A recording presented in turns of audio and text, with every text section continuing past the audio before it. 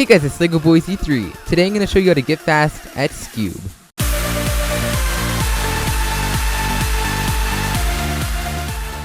So Skewb is definitely my favorite event, and over the years that I've been doing it, I've gotten down to around 6 or 7 seconds, and I've learned a lot of tips along the way, and so today I'm going to show you all of those, plus I'm going to show you an intermediate method on solving it. So if you don't already know how to solve a Skewb, I'd recommend checking out my beginner's tutorial. I'll have a tag right up there, or links down in the description. I'll also have time codes for all the different tips that I'm going to be showing you in the description below. So the first concept that you may not know if you came straight from my beginner's method tutorial is sledgehammers and hedge slammers. So what a sledgehammer is, it's a short algorithm where you do the right side down like that, left side down, right side up, left side up. It's the same thing that I showed you in my beginner's method tutorial. So when you do this, that's referred to as a sledgehammer. But if you do the opposite of that, where you turn the left side down first, right, left, right, like that, that would be a hedge slammer. And so left side down, left side up, right side up. That's a hedge slammer, and this is a sledgehammer. But one thing that you may have noticed if you've tried to solve the Skewb fast before is doing this is a really inefficient way of turning. It takes a really long time because you have to regrip in between every single turn. So there's actually a much better finger trick that you can use instead to do a sledgehammer. And so first I'm going to show you the finger trick for doing a sledgehammer. And so generally while you're solving, you're going to hold the cube like this, kind of at an angle. This will be the first face that you do. And when you need to do a sledgehammer on these two sides, like this and this, you'll hold it kind of like this. It'll make it a little bit easier for what I'm going to show you. And so what you do is you put two fingers, these two fingers, up on the top side right here. You put your thumb on this side, hold your back hand like this, thumb here, and then you rest your fingers on this side. And so just kind of make your hand look like this. Two fingers, thumb, other two fingers resting. And now what you do with all the fingers on this hand is you pull it down like that. So that would be the first move. And then with these two fingers, you push. You just push this side over like this. So your hand's kind of in a weird position now. And then with your thumb, you pull that side back. And then with these three fingers now in this position, you can just do that. I'll show you that again. So fingers like this, you do the R move down, the L move down, the R move back up, and the L move back up. So it may look a little bit weird at first, but once you get a little better at it, it'll be really fast. So just practice that a lot, just practice that move, and then every time that a sledgehammer comes up in an algorithm while you're turning the cube, all you have to do is put the fingers like this and do those moves. Now what about the hedge slammer? If you're really good with both hands, you can turn the cube like this and do it for your left hand, but I can't do that, and it's really inefficient to kind of turn the cube like that in the middle of a solve. It takes a split second, and it's just really not the best way of doing it. And so what I prefer to do is continue holding it at an angle like this, and I just put two fingers right here. I go left side down, right side down, and then I flick with my finger up here to put the left side back up, and then I use these two again to put the right side back up. And so that's how I do a hedge slammer in algorithm, just like that. Now obviously there are different ways of doing this, but for the most part this seems to be what works the best for me. No regrips or anything, and no rotating of the cube in between doing them. So if you need to really quickly do a sledgehammer and then a hedge slammer, you can do that. Okay, so now on to actually solving the puzzle. So the first thing you're going to need to do to be able to solve it quickly is to be color neutral. And so basically what that means is you can start on any single color, not just white or the one you're used to. And unlike on a 3x3 where this has very little effect and it's kind of optional, on a Skewb it is very important to getting fast, and if you don't do this, you will be slow. So this mostly plays into the first step, and so what I would do is I would find a side that has at least one, or maybe a couple if I can find one, of these corners already attached to it. And so I see orange has a pretty good setup, because if I did a turn like this, I could move this piece right into there, and this piece right into there. So I'm just going to do that to begin with, and then this piece sets up just to go just like that. Keep in mind that even if you're color neutral, you can still start on white if it's a good case like that was. But for the most part, there's like a 1 in 6 chance that you'll get the luckiest case on white. And so you just want to look around, see which one's the best. Orange looks pretty good again on this one. Okay, so now to the next step. I'm just going to use white for demonstration purposes. So that means yellow will be on the opposite side. So all these pieces we're going to be trying to make facing up. And so if you remember back to the beginner's method, we first oriented all the corners and then we put the center into place. But in this case, we're going to be doing it a little bit differently. We're going to be doing both those steps in one. And so there are two kind of classifications of different cases that you can have. The first one is when you have two of them facing up and two of them facing out like this. If you remember back to the beginner's method, that was one of the cases that you could have, but there are actually 5 cases inside of this case.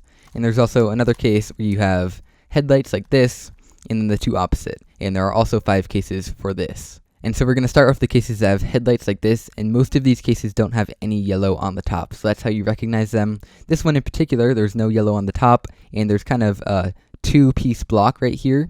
It's the same kind of case if you have it on the other side.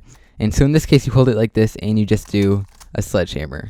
Now, on the other hand, if you have it so it's facing to the right, you also have headlights, but it doesn't matter. Just recognize that there's nothing on top, and you have a single block to the right. This case, you just do hedge slammer, and there we go. So if you have the headlight case, but the centerpiece is not directly next to just one of the pieces, if it's next to both of them or none of them on the other side, all you do is you just do it the beginner's method way. And so in this case, I see that headlights are facing to the right, and so I can do a sledgehammer, and then we just put the center up on top like we did in the beginner's method.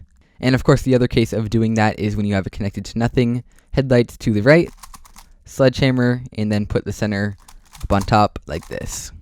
And the final case when you have headlights is when you have yellow on the top, and so instead of holding it to the right like this, you actually hold it to the left, and you just do sledgehammer twice. Okay, so now onto the cases when you have two of them facing up and two of them facing off to the side like this. So this one in particular is very similar to the one that I just showed you because the centerpiece is on top, and so when it's like this, all you do is you hold this one facing towards you and this one off to the left, and you do hedge slammer, turn the whole cube to the right, sledgehammer, to the right again, and another sledgehammer. Okay, so the final four of them are also all very similar, and so this when you have two of them facing up, these ones should be facing towards you. You want to hold it like this, and so if the centerpiece is either on the front left, like this, or directly opposite of that position in the back right, what you need to do is hold it like this and do a sledgehammer. And so it's in the front left, so we do a sledgehammer near the right, and then we just look at the case that we have now. It should be one of those first two cases, and we do the case for that. Again, when you're holding it like this, the same thing goes if you have it in the back right like this. You hold it to the right and do a sledgehammer, and then you look at the case and you do that.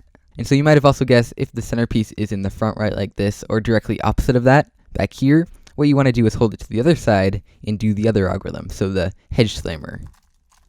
There we go, and then we do this case, and there we go. And if it's opposite of this position back there, you do the exact same thing, hold it to this side, hedge slammer, look at the case, and then, in this case, a sledgehammer.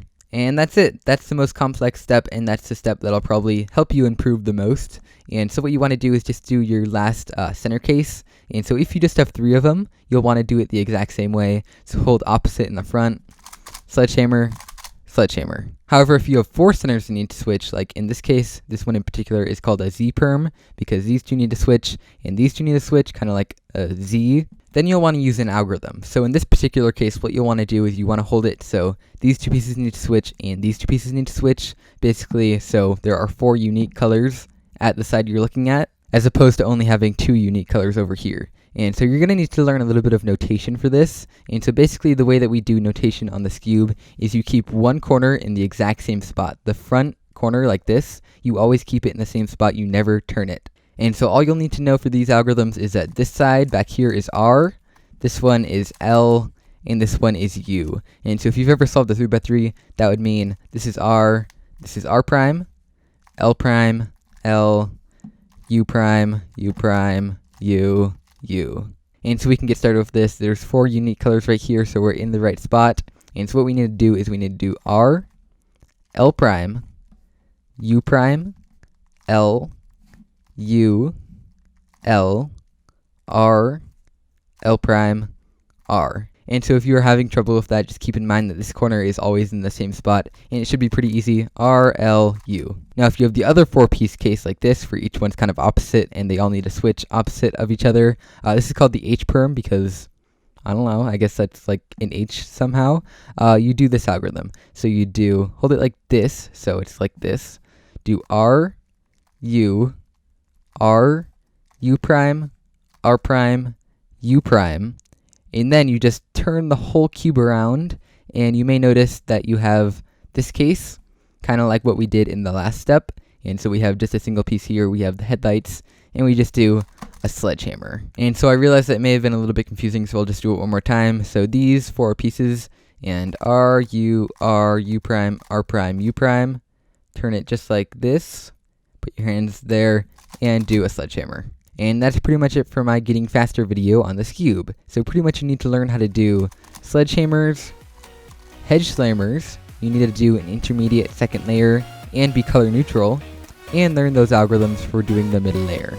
But in the end, the main thing that will make you faster at Skewb is to just practice. So once you know all this and you're struggling to get faster, practice, figure out what you're doing bad, fix that, and do some more practice. And so I hope this video helped you, and I'll see you guys next time. Bye!